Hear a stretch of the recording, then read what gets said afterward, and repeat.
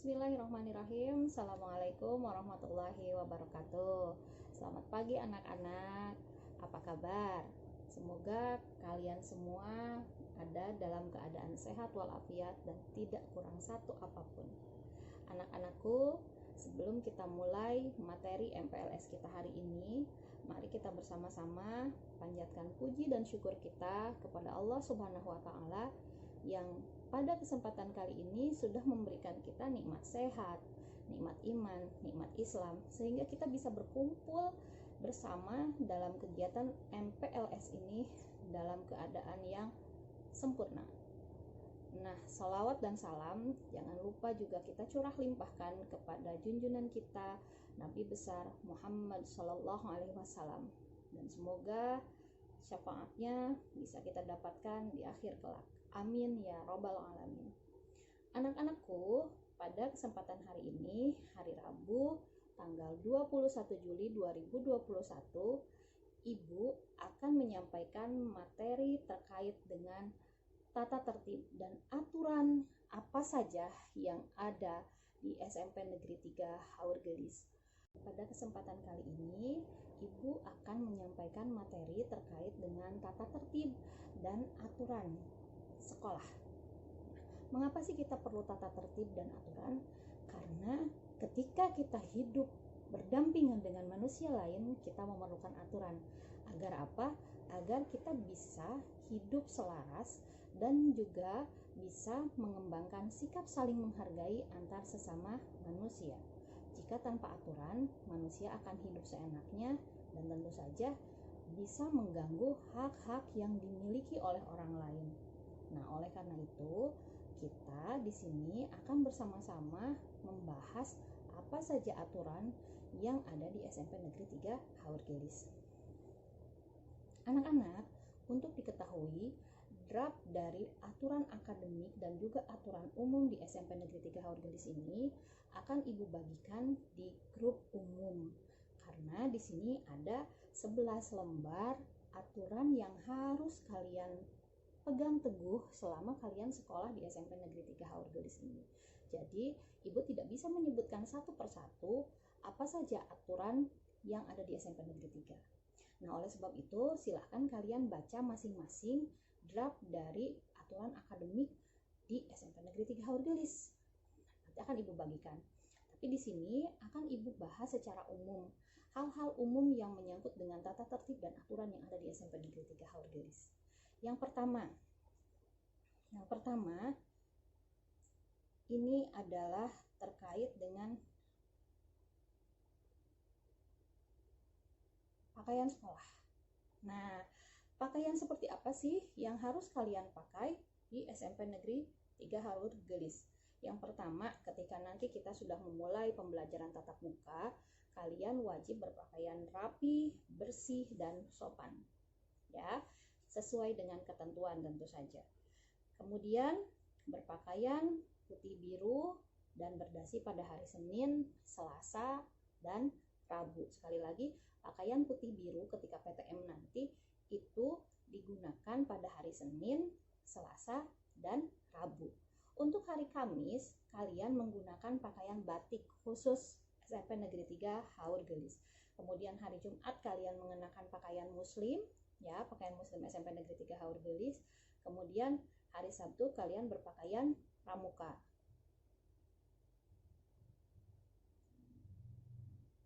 Iya. Kemudian pakaian putih kalian itu dilengkapi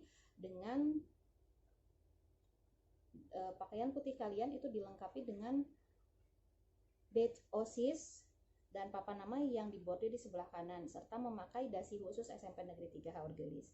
Kemudian ketika pelaksanaan upacara, kalian wajib berpakaian lengkap dan memakai topi.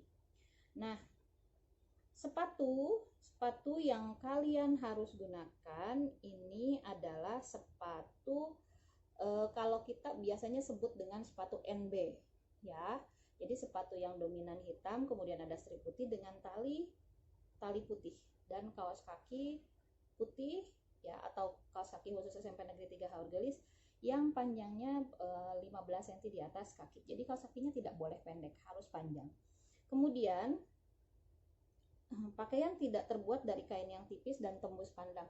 Jadi pakaiannya harus benar-benar sesuai standar ya. Kalau sudah terlalu tipis, kalian bisa ganti atau bisa menggunakan pakaian yang sedikit lebih tebal dibandingkan pakaian sebelumnya. Kemudian tidak menggunakan perhiasan yang mencolok dan tidak bersolek ya. Jadi kalian ini untuk perempuan khususnya, untuk perempuan diharapkan untuk tidak memakai perhiasan yang terlalu mencolok.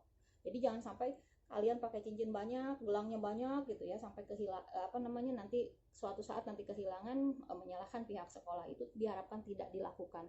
Dan kemudian untuk dipahami oleh kalian semua yang perempuan, ini dilarang untuk bersolek. Ya, untuk bersolek itu dilarang untuk berdandan. Kalau kalian misalnya bertanya, ibu juga kok berdandan? Nah, di sini ada perbedaan antara guru perempuan dengan anak siswa perempuan. Kalau siswa perempuan, kalian ini masih remaja. Jadi diharapkan kalian ya bersikaplah seperti layaknya remaja. Tidak diperkenankan menggunakan lipstick ya, apalagi yang warnanya sangat mencolok, itu tidak diperkenankan. Itu akan ditindak oleh Bapak Ibu guru. Nah, kemudian diusahakan nih kalian menggunakan kaos singlet sebelum kalian menggunakan pakaian seragam. Gitu ya. Nah, nanti kalian bisa baca secara umum ya. Ada di sini ada spesifikasi, ada pengkhususan laki-laki dan perempuan. Nanti kalian bisa baca di draft yang sudah Ibu bagikan di grup. Kemudian pakaian olahraga sudah ditetapkan oleh sekolah, nanti akan dibagikan ketika kalian sudah melakukan pembayaran terhadap seragam olahraga ini ya, karena ini harus dipesan. Untuk rambut, kuku, tato, dan make up, ini Ibu akan bacakan karena ini biasanya paling banyak dilanggar nih, apalagi khusus rambut anak laki-laki. Peserta didik dilarang berkuku panjang. Kuku harus rapih, bersih, tidak boleh panjang. Kalau panjang nanti akan diminta untuk digunting di tempat. Kalau ketahuan ya, termasuk anak perempuan itu tidak diperkenankan untuk memanjangkan kuku. Yang kedua, mengecat rambut dan kuku. Jadi kuku tidak boleh dikasih kutek ya. Kemudian rambutnya tidak boleh diwarnai dan tidak boleh bertato. Kalau sampai ada tato apalagi permanen ya, nanti akan ada tindakan selanjutnya. Nah, untuk peserta didik laki-laki tidak berambut panjang atau gondrong dengan ketentuan bagian belakangnya tidak boleh menyentuh kerah baju. Kemudian samping tidak menyentuh telinga. Kemudian tidak bercukur pelontos gundul gitu ya, tanpa ada rambut sedikit pun. Kemudian rambut berpotongan lazim, tidak boleh ada jambul-jambulnya.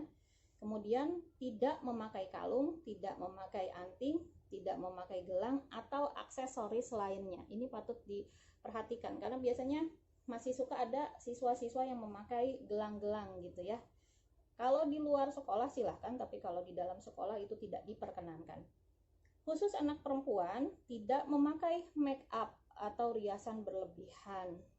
Jadi kalian tidak diperkenankan itu menggunakan lipstik yang berwarna merah atau pink atau warna apapun. Ya, alami saja. Kalau lip balm tanpa warna ya bolehlah untuk melembabkan bibir, tapi kalau untuk lipstik berwarna tidak diperkenankan. Tidak memakai aksesoris yang berlebihan. Bagi peserta didik yang mengenakan kerudung harus sesuai dengan seragam harian ya, karena untuk tahun ini kebetulan seragam kerudungnya itu disediakan. Bagi peserta didik perempuan yang tidak mengenakan kerudung, ini bagi yang tidak mengenakan kerudung dan yang memiliki rambut panjang, rambut harus diikat rapi. Tapi di sini dominannya pakai kerudung ya. Nah, ini untuk yang lain-lain silahkan kalian bisa baca di draft ya. Nanti Ibu akan memberikan tugas kepada kalian selesai kegiatan ini, selesai materi ini untuk kalian kerjakan dan dikumpulkan pada hari Kamis, karena kita kan hanya melaksanakan MPLS sampai hari Kamis ya anak-anak. Nah, itu tadi gambaran umum tentang peraturan Itu hanya yang intinya saja, tidak semuanya Ibu sampaikan karena ini ada 11 lembar dan waktunya pasti tidak akan cukup ketika harus Ibu bacakan satu-satu. Nah, ini satu lagi nih yang perlu kalian tekankan, sopan santun pergaulan. Jadi dalam kegiatan dalam kegiatan keseharian kalian, dalam pergaulan kalian, kalian harus memperhatikan sopan santun. Tidak diperkenankan ada tindakan bullying, tidak diperkenankan ada tindakan ejek-ejekan, saling saling menghina fisik dan lain sebagainya, itu tidak diperkenankan. Kalau sampai ada tindakan seperti itu yang diketahui oleh kami para guru, maka kalian akan mendapatkan sanksi, gitu ya. Nah, Ibu akan bacakan di sini di pasal 9 tentang sopan santun pergaulan. Yang pertama, dalam pergaulan sehari-hari di sekolah, setiap peserta didik hendaknya mengucapkan salam ya antar sesama teman, dengan kepala sekolah dan guru, serta dengan karyawan sekolah apabila bertemu di mana saja. Bagi yang muslim agar mengucapkan salam islami. Jadi kalau ketemu dengan guru, dengan kepala sekolah, dengan bapak ibu TU, ya kan, staf TU, kalian ketemu di jalan, maka disapa gitu. Jangan sampai diacuhkan, apalagi sampai memalingkan muka. Itu sangat dilarang. Jadi kalian harus mengucapkan salam. Assalamualaikum Pak, Assalamualaikum Ibu, gitu ya. Ya lebih bagus lagi misalnya mau bertanya, mau kemana Bu, mau kemana Pak, gitu ya. Nah, yang kedua, saling menghormati antar sesama peserta didik, menghargai perbedaan dalam memilih teman belajar, kemudian teman bermain dan bergaul baik di sekolah maupun di luar sekolah, dan menghargai perbedaan agama, latar belakang sosial, budaya masing-masing. Jadi kalian ketika nanti di kelas sudah belajar tatap muka, kemudian ada pembagian kelompok, itu sebaiknya tidak memilih-milih teman ya. Kemudian menghormati ide, pikiran, pendapat, hak cipta orang lain, dan hak memilih teman dan warga sekolah. Berani menyampaikan sesuatu sesuai kenyataan, tidak boleh dilebih-lebihkan, tidak boleh dikurangi. Menyampaikan pendapat secara sopan tanpa menyinggung orang lain. Membiasakan diri mengucapkan terima kasih kalau sudah memperoleh bantuan atau jasa dari orang lain. Berani mengakui kesalahan yang terlanjur telah dilakukan dan meminta maaf apabila merasa melanggar hak orang lain atau berbuat salah kepada orang lain. Menggunakan bahasa dan kata yang sopan dan beradab, membiasakan menggunakan bahasa Indonesia yang baik dan benar. Jadi, biasakan mengucapkan kata minta tolong saat meminta bantuan, berterima kasih setelah mendapatkan bantuan, dan meminta maaf ketika kalian salah. Itu ya. Minta tolong, terima kasih, dan maaf. Ini harus dibiasakan. Kemudian menggunakan bahasa yang sopan dan beradab. Jadi anak-anak, ini Ibu harus tekankan, biasanya percakapan kalian di grup ini kadang-kadang masih masih disamakan dengan percakapan dengan kalian sebaya gitu ya, dengan teman kalian sebaya. Jadi kalian harus bisa menempatkan di mana kalian harus bisa berbahasa resmi, di mana kalian harus bisa berbahasa yang santai gitu kan. Itu harus bisa menempatkan ya. Kemudian diupayakan di sekolah, walaupun kalian orang Indramayu, orang Haur Gelis, Donakaya, yang keseharian di rumahnya menggunakan bahasa Indramayu, Ibu harapkan ketika di sekolah kalian membiasakan diri menggunakan bahasa Indonesia. Nah, untuk yang lainnya, ini ada kegiatan keagamaan, upacara bendera, dan lain sebagainya, silahkan kalian baca sendiri. Nah, ini ada larangan dalam kegiatan keseharian di sekolah ya, termasuk mungkin kalau sekarang di rumah ya, di rumah kalian meskipun di rumah diupayakan kalian tetap bisa menjaga menjaga sikap gitu ya. Baik, pasal 12 tentang larangan-larangan. Dalam kegiatan sehari-hari sekolah, peserta didik dilarang membawa, mengkonsumsi, mengedarkan rokok, narkoba, obat-obatan psikotropika, obat terlarang lainnya baik di dalam maupun di luar lingkungan sekolah. Ini tidak boleh, tidak diperkenankan. Makai narkoba ketahuan udah diproses hukum gitu ya. Apalagi menjadi pengedar, ini berat hukumannya itu ya. Yang kedua, berkelahi baik perorangan maupun kelompok dalam sekolah atau luar sekolah dengan teman satu sekolah ataupun luar sekolah, ini dilarang. Kalian tidak diperbolehkan berkelahi ya. Biasanya anak laki-laki, anak perempuan juga ada, saling labrak, itu tidak diperkenankan ya, tidak boleh. Kemudian yang ketiga, membuang sampah tidak pada tempatnya. Jadi di setiap kelas ini kalau kalian masuk ke sekolah itu dilarang, sangat dilarang. Dilarang sekali membuang sampah sembarangan. Di depan sekolah, di selokan itu nggak boleh. Kalian kalau punya sampah dibawa sampai menemukan tempat sampah baru dibuang. Ya, tidak boleh buang sampah sembarangan.